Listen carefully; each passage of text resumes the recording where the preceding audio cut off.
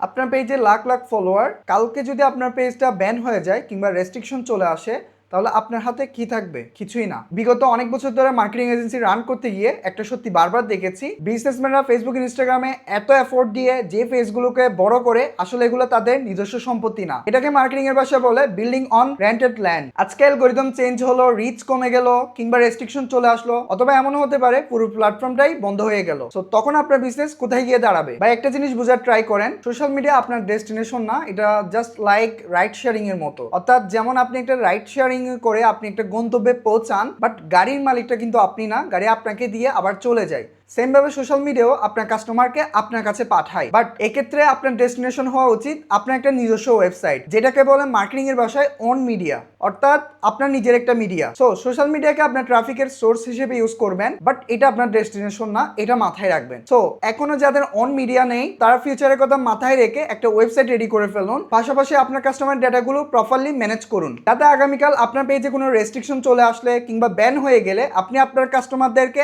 আবার টার্গেট করতে পারেন, এবং আপনার কাস্টমাররা যাতে আপনাকে ইজিলি খুঁজে পায়। তো আপনার বিজনেসের অন মিডিয়া রেডি তো? কমেন্টে জানাতে পারেন।